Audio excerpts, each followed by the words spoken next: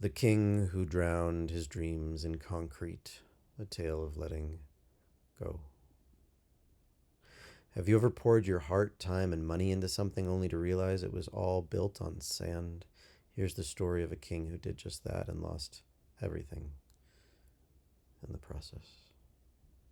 Once upon a time, there was a king, not just any king, but one with a vision.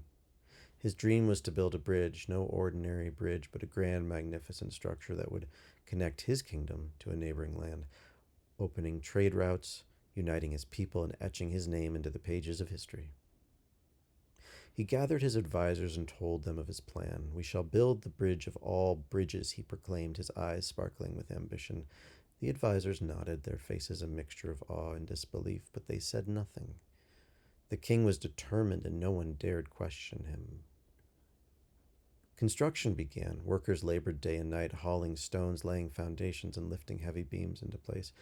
But as the bridge started to take shape, something went wrong. The foundation, the very core of the structure, was unstable. The ground beneath was soft, too soft to support the weight of such an ambitious project. One of the engineers, a wise old man with a gentle voice, approached the king.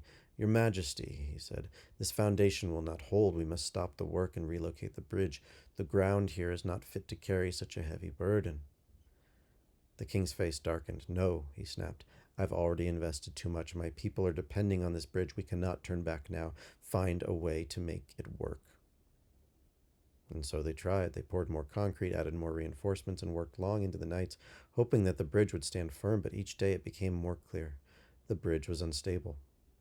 Yet the king refused to acknowledge the inevitable. He poured more and more of his kingdom's resources into the project, believing that with just a little more effort it would work. Years passed. The bridge, once filled with promise, became a symbol of stubbornness. The king was trapped in his own vision, unwilling to let go of what he had started. His advisers whispered behind his back. His people grew restless, and the kingdom's coffers began to dwindle. The king, however, was resolute. And then one fateful night, the bridge collapsed. It wasn't with a grand crash or an explosion of noise. It was a slow, quiet fall. The kind that happens when something built on shaky ground gives way, bit by bit, until there's nothing left. The king watched in silence as the last stone crumbled, his dreams falling into the depths below. The collapse didn't just destroy the bridge, it destroyed his people's faith, their resources, and his own soul.